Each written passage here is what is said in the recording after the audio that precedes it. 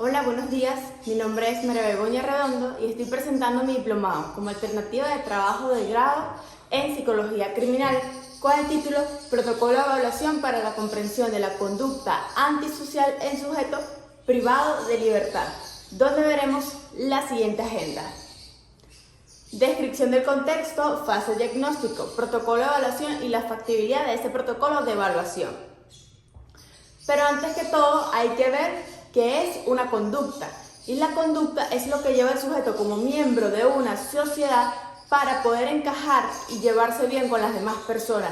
Sin embargo, esto puede ser algo pro conducta, que quiere decir que es la conducta que persevera la humanidad y la mantiene con una convivencia sana, y la conducta que es todo lo contrario, que lo que hace es perturbar la armonía de la misma. En la conducta antisocial son comportamientos que violan normas y leyes en una sociedad y en el mismo individuo. Esta conducta afecta a la sociedad por el simple hecho de que le pueden quitar cosas materiales o la vida, y al individuo le pueden quitar algo muy importante, que es su libertad. Al cometer un delito tiene una consecuencia, que eso puede ser llevarlo a un centro privativo donde su libertad no es cesable. Entonces, si lo llevan a un centro privativo puede durar desde 4 años, 5 años o 10 años si es menor de edad. El comportamiento antisocial va a depender de diferentes factores, como lo son los familiares, individuales y ambientales. En los factores ambientales va a ver dónde el sujeto se desenvuelve, las influencias que tiene el sujeto, quiénes son sus amigos, con quiénes se desarrolla la mayor parte del tiempo.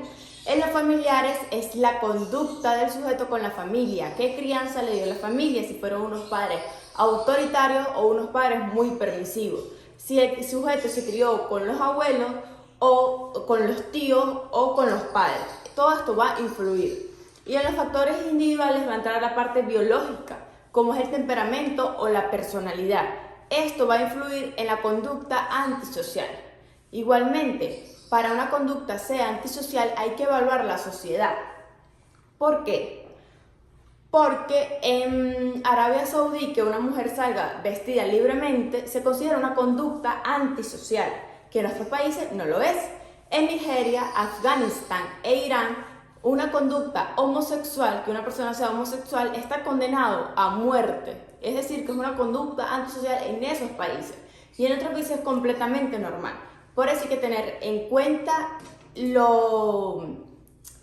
cómo se desenvuelve cada conducta en cada país. En la fase diagnóstico. En la fase diagnóstico se evaluó un sujeto menor de edad privado de libertad de 17 años. Cometió su primer delito a los 13 años, hurtando teléfonos y haciendo extorsiones por llamada. A los 14 años, con su amigo de la calle, que le decía a su hermano, cometió su delito más grande, que fue hurtar $3.000 de una casa. Sin embargo, por este delito, él no entró a prisión.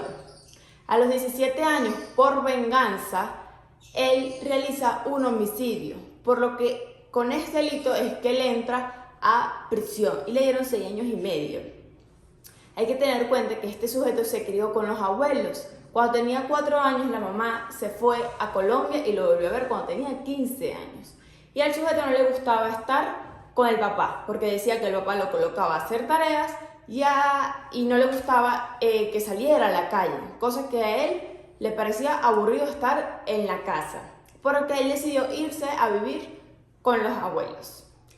Entonces, podemos decir que este sujeto, su crianza no fue de la mejor manera, ya que la mamá no estuvo con él la mayor parte del tiempo, el papá tenía una crianza que a él no le gustaba y él decide por sí solo irse a vivir con los abuelos, y los abuelos deciden que el niño pueda salir a las calles las veces que quiera. Hay que aclarar algo muy importante, que cuando el sujeto tenía 8 años se escapa de la casa de los abuelos para ir a la calle, para estar con sus primos y amigos de la calle. El sujeto se evaluó con los siguientes test. La persona con armas, que arrojó unos resultados que ya vamos a ver, y con el manual diagnóstico y estadístico de los trastornos mentales. Con la expresión diagnóstica fue la siguiente: trastorno de personalidad antisocial con el código 301.7 F60.2. ¿Qué arrojó el test de la persona con arma? Arroja varios indicadores de ansiedad e inseguridad. Cualquier persona que se le aplique un test estando bajo prisión va a arrojar ansiedad e inseguridad porque no sabe cuánto tiempo va a estar ahí. Y si el sujeto se fuga, como fue en el caso del evaluado, eso le puede aumentar su condena. Entonces, cuando se realiza eso, cuando se realiza un test con personas privadas de libertad, la ansiedad y la inseguridad va a estar ahí. Dificultad en manejar y reconocer sus emociones, hostilidad y agresión oral. Ahí no hay una manera de que él drene esa hostilidad como a él le gustaría. Sin embargo, a él los ponen a hacer actividades y él no participa en ninguna de las actividades. Él no quiere estar en ese sitio. Problemas de agresividad y de impulsividad. Necesidad de control, bloqueo emocional y rasgos depresivos. Él la mayor parte del tiempo se la pasa durmiendo sin salir de su celda.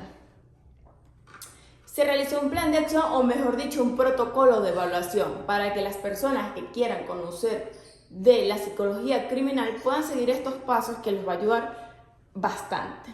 El primer objetivo es evaluar la conducta al momento del ingreso. Hacer un buen rapport es importante porque así el sujeto nos va a contar absolutamente cómo pasó los hechos. Es crear un ambiente armonioso y seguro para que él pueda contar todo tranquilamente. El segundo es implementar la contención emocional a la hora que es capturado. Cuando es capturado, ellos tienen muchas emociones en conjunto, como rabia, tristeza, adrenalina, y eso hay que contenerlo, hay que hacer una contención, con una respiración profunda, con una educación emocional y un entrenamiento asertivo. Luego tenemos la fortaleza del duelo a la libertad. Estas personas llegan a pasar un duelo por libertad, ya que van a durar 6, 4 o 5 años sin estar en la calle, que es lo que a ellos más les gusta. Aquí se pueden aplicar unas técnicas como la autoaceptación, la autoexploración, la autoaceptación, la reestructuración cognitiva y el entrenamiento de habilidades sociales para que él pueda convivir con las personas de su celda y las personas del centro privativo de buena manera. Luego tenemos que desarrollar un proceso reflexivo. En el proceso reflexivo lo que vamos a hacer es que el sujeto entienda de por qué está aquí y si lo volvería a hacer o no. Aquí se aplican mapas de sueño, análisis crítico y algo que se llama cognitivo, social y emocional. Unas técnicas para que el sujeto pueda encajar bien en el ambiente y el mapa de sueños le va a permitir hacer un futuro mejor del que tiene ahorita. Luego tenemos crear una psicoeducación a los familiares. ¿Por qué es tan importante crear una psicoeducación a los familiares? Cuando los familiares van a visitar a un sujeto privado de libertad, si lo llenan de angustia, puede hacer que el sujeto cambie completamente la conducta a una conducta que no le va a favorecer en el centro privativo o que cometa una fuga. Hay que tener en cuenta que aunque estas personas sean privadas de libertad, les siguen importando mucho sus familiares. Posteriormente tenemos la factibilidad de este protocolo. Flexibilidad, adaptabilidad. Esto nos dice que va a encajar en un centro privativo de menores o de mayores. Sin embargo, se puede hacer una adaptabilidad a las técnicas que se utilicen. El autoconocimiento. Es tan importante las personas que están privadas de libertad autoconocerse para así tener una mayor gestión de sus emociones como de sus impulsos. Ejerce en el contexto de la libertad. Todas las técnicas que mencionamos anteriormente van a ejercer en el contexto de la libertad, como el mapa del sueño, la autorregulación, el conocimiento de sus emociones, las habilidades sociales. Esto le va a ejercer cuando ya la persona sea libre. Y económico es el último.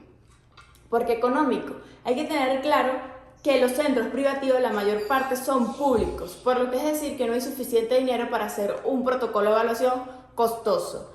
Aquí, en este protocolo de evaluación, lo que se necesita es los conocimientos del profesional de la salud mental y la colaboración del sujeto privado de libertad. Y lo más que se puede necesitar es hojas blancas, lápices y colores. Y bueno, finalizamos ya con esta frase que a mí me gusta mucho porque Siento que a veces las personas no escogen el futuro que quieren, sino que algunas situaciones, conflictos familiares, los llevan a esa situación. Detrás de cada delincuente, bajo esa conducta antisocial, alguna vez se encontraron ideas nobles y momentos felices en convivencia con otros, sin causar daños a terceros. Anónimo. Gracias por su atención.